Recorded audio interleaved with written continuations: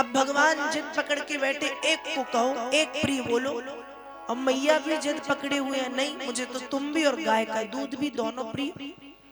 ऐसे करते करते करते करते भगवान को इतना क्रोध आया कि वहां जितने भी बर्तन रखे थे दूध दही से भरे भरे बर्तन उठा उठा के भगवान ने पटकने शुरू कर दिए। सारा कुछ वहीं पर फैल गया। मैया ने कहा, अरे ये तो बहुत जिद्दी हो गया है, यदि इसको दंड नहीं दिया गया तो ये तो और ज्यादा बिगड़ जाएगा, आज मैं इसको मारूंगी। और मैया ने हाथ में उठाई छड़ी। अब जैसे ही मैया ने हाथ में छड़ी ली और भगवान ने जैसे ही मैया के हाथ में लकड़ी को देखा तो कन्हैया ने भागना शुरू कर दिया। आगे आगे कन्हैया और पीछे पीछे मैया। मैया पकड़ना चाहती है पर पकड़ नहीं पा रही। ध्यान रखो, ये तो मैया और कन्हैया के बीच की बात है। ध्यान रखने की बात यह है कि भगवान को यदि पाना है तो क्रोध के, गुस्से के, नाराजगी के या घमंड के बंधन में उनको नहीं बांधा जा सकता। उनको केवल और केवल प्रेम के बंधन में बांधा जा सकता है। वो केवल प्रेम रूपी बंधन से, भक्ति रूपी बंधन से ही बन सकते हैं। अब मैया हाथ में छड़ी है, गुस्सा है, नाराजगी है, क्रोध है और पीछे पीछे भाग रही है पर पकड़ नहीं पा रही। जब भगवान ने देखा कि मैया थक गई है तो भगवान भी रुक गए। अब मैया ने भी छड़ी फेंकी और मैया कहती है, आज तुझे पीटूंगी नहीं, आज तुझे दंड दूंगी। दंड कैसा?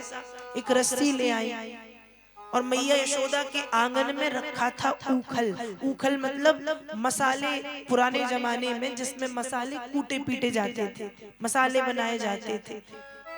उस ऊखल के सामने कन्हैया को खड़ा किया, रस्सी से बांधने लगी। लेकिन जब रस्सी से बांधती तो रस्सी पड़ गई 2 अंगुल कम। उस रस्सी में एक और रस्सी जोड़ी, एक और रस्सी जोड़ी, एक और रस्सी जोड़ी, एक और एक और एक और एक और, फिर भी रस्सी कम। तो छूट गई सब रस्सियां गोपी लाला दे, लीला के कारण प्रभु बड़ो रूप धर ले। यशोदा हार गई मन में कि केहि विधि बांधो जाय, माँ को व्याकुल देख प्रभु ने पुनि लघु रूप बना। रस्सियों पर रस्सियां जोड़ी गई फिर भी रस्सी 2 अंगुल कम। अंत में जब मैया थक गई, भगवान छोटे हो गए, रस्सी से बंध गए, मैया चली गई। यहाँ भगवान ने ऊखल को घसीटना प्रारंभ किया। मैया के आंगन में 2 अर्जुन के वृक्ष बहुत पास पास लगे थे। ऊखल घसीटते घसीटते घसीटते घसीटते उन अर्जुन के वृक्षों के पास में भगवान ले गए। अब भगवान तो वृक्षों के बीच में से निकल गए, पेड़ों के बीच में से कृष्ण तो निकल गए, पर ऊखल फंस गया। अब जब वो ऊखल फंस गया तो भगवान ने ताकत लगाई कि निकल जाए, और जब जोर से ताकत लगाई, खूब जोर से ताकत लगाई, तो ऊखल तो नहीं निकला। वे दोनों अर्जुन के जो पेड़ थे वे टूट करके वहीं पर गिर गए, और उन दोनों वृक्षों के भीतर से कुबेर के 2 पुत्र नलकूबर और मणिग्रीव का प्रागट्य होता है। और फिर उन दोनों ने भगवान से तुरंत क्षमा मांगी, भगवान की परिक्रमा की, अपने धाम के लिए प्रस्थान करते हैं। कुबेर के 2 बेटे थे, एक का नाम था नलकूबर, दूसरे का नाम था मणिग्रीव। ये किसी तालाब में स्नान कर रहे थे निर्वस्त्र। शास्त्र कहते हैं किसी भी नदी, किसी भी तालाब में पूरी तरह से नग्न होकर नहीं नहाना चाहिए, क्योंकि नदी में वरुण देवता का, जल में वरुण देवता का वास होता है। तो जो नहीं करना चाहिए था वो कर रहे थे। और जब नारद जी निकले वहीं से तो नारद जी को देख के बेशर्म की तरह हंसने लगे। तो नारद जी ने भी श्राप दे दिया, जो नहीं करना चाहिए वो करते हो। और फिर बेशर्म की तरह हंसते हो। जाओ, श्राप देता हूं, तुम दोनों अर्जुन के वृक्ष बन जाओ। इन्होंने पैर पकड़े, नारद जी क्षमा कर दो। नारद जी अब संत हृदय, क्रोध जल्दी आया तो क्षमा भी जल्दी कर दिया। पर नारद जी कहते हैं कि द्वापर युग में जब श्री हरि कृष्ण रूप में आएंगे तब वही इस बंधन से तुम्हें मुक्ति दिलाएंगे। तो भगवान ने कहा, देवर्षि में प्रियतमो यदि मऊ धनदात्मजौ तथा साधयिष्यामि यद गीतम तन्मात्मना। भगवान कहते हैं कि देवर्षि नारद मुझे बहुत प्रिय हैं और नारद जी की बात को पूर्ण करने के लिए भगवान ने ये ऊखल बंधन की लीला रची। ऊखल में बंध करके वृक्षों को तोड़ा और फिर कुबेर के जो दो पुत्र हैं नलकूवर और मणिग्रीव, भगवान ने उनका उद्धार किया। इस तरह से ऊखल बंधन की लीला का वर्णन व्यास जी महाराज भागवत जी में करते हैं। आगे कथा आती है। एक दिन की बात है, भगवान गाय चरा करके लौटे, देखा मैया यशोदा नंद बाबा इत्यादि किसी यज्ञ की तैयारी में लगे हुए हैं। भगवान ने पूछा, आप किस यज्ञ की तैयारी कर रहे हैं? नंद बाबा ने बताया कि वर्षा के देवता इंद्र हैं और इंद्र को प्रसन्न करने के लिए यज्ञ करना है। तब भगवान समझाते हैं कि वर्षा के देवता इंद्र नहीं, गिरिराज गोवर्धन पर्वत है। भगवान के समझाने पर समस्त ब्रजवासियों ने इंद्र का पूजन छोड़ करके गिरिराज गोवर्धन पर्वत का पूजन किया है। और गिरिराज गोवर्धन पर पाद्य अर्घ आचमन स्नान इत्यादि करा के सुंदर सुंदर 56 प्रकार का भोग गोवर्धन को समर्पित किया।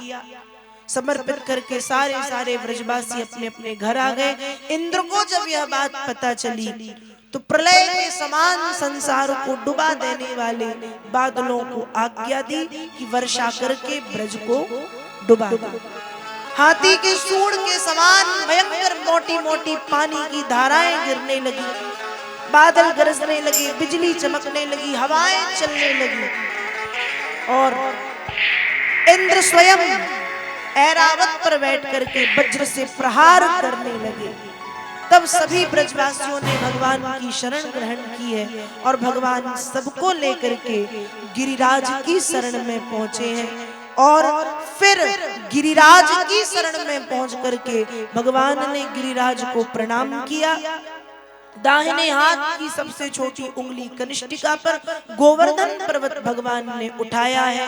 7 कोस लंबे चौड़े गोवर्धन पर्वत को 21 किलोमीटर है गोवर्धन पर्वत, भगवान ने उठाया और 7 दिनों तक बिना कुछ खाए पिए भगवान गोवर्धन पर्वत को उठाए रहे।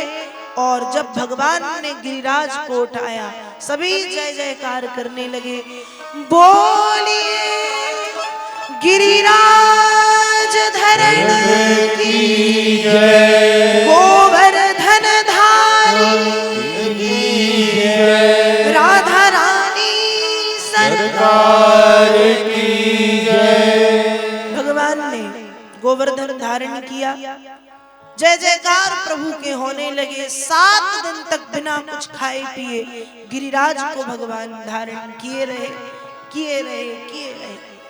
वर्षा करते करते बादलों का जल समाप्त हो गया। वज्र फेंकते फेंकते इंद्र के हाथ भी थक गए। तब इंद्र आदि देवता, जल वृष्टि बंद हुई, भगवान ने गोवर्धन नीचे रखा, सभी अपने अपने घर चले गए। इंद्र आदि देवता आए, आकर के आकाश गंगा के जल, कामधेनु गौ के दूध से भगवान कृष्ण का अभिषेक किया है। इंद्र ने उस समय गोविंद और गोपाल कहकर के भगवान की स्तुति की है कि हे भगवान आप गोविंद हैं, हे भगवान आप गोपाल हैं, मुझे क्षमा करें। और परिक्रमा करके इंद्र आदि देवता अपने अपने घर को प्रस्थान करते हैं, मतलब लोक को प्रस्थान करते हैं। इस तरह से भगवान ने गोवर्धन पर्वत की महिमा का विस्तार किया, साथ ही साथ इंद्र के अभिमान को चूर किया। आखिर ये गोवर्धन पर्वत कौन थे? जब राम जी त्रेता युग में समुद्र को बांध रहे थे, सेतु का निर्माण कर रहे थे, तो सभी बानर बड़े बड़े पर्वत, पहाड़, चट्टान लेकर के आ रहे थे। तो हिमालय पर्वत की एक चट्टान का नाम है गोवर्धन। हनुमान जी महाराज उस चट्टान को लेकर के आ रहे थे और वृंदावन के ऊपर थे। वृंदावन ढिग पहुँचे जाई, तह प्रभु आज्ञा सुनिय पाई। वृंदावन के ऊपर थे। राम जी ने संकेत कर दिया कि सेतु का निर्माण हो चुका है, जो जिस पर्वत पत्थर को लिए है उसे वहीं पर छोड़ के अति शीघ्र आए। तो हनुमान जी ने भी उस पर्वत को वृंदावन में स्थापित कर दिया और आगे बढ़ गए। जब स्थापित किया तो उस पर्वत से एक देवतुल्य स्वरूप धारण करके एक पुरुष निकला और उस देव स्वरूप धारण किए हुए पुरुष ने हनुमान जी महाराज से कहा कि हे हनुमंत, ना तो तुम मुझे मेरे घर में छोड़ के आए और ना तुम जहां ले जा रहे थे वहां ले गए। घर का बनाया ना घाट का बीच में छोड़ के जा रहे हो। तब हनुमान जी महाराज राम जी से कहते हैं कि प्रभु वो तो ऐसे कह रहा है, क्या करना है? राम जी ने कहा उससे जाके कहो कि राम के काम में आने वाले लोग विफल नहीं जाते, इसलिए द्वापर युग में जब कृष्ण बन करके आऊंगा तो 7 दिवस ते ही कर पर धरी हो, 3 लोक महिमा विस्तरी हो। उससे कह दो कि द्वापर में जब कृष्ण बनकर के आऊंगा तो 7 दिनों तक अपनी कनिष्ठिका सबसे छोटी उंगली पर बिना कुछ खाए पी उसको धारण करूंगा और तीनों लोकों में गोवर्धन पर्वत की महिमा का विस्तार कर दूंगा। तो भगवान ने गोवर्धन पर्वत की महिमा का विस्तार किया, इंद्र के अभिमान को चूर चूर कर दिया। तो द्वापर युग के 3 सत्य जो आज भी वृंदावन में देखने के लिए मिलते हैं, एक तो है गिरिराज गोवर्धन जो द्वापर युग में भी थे और अब भी हैं।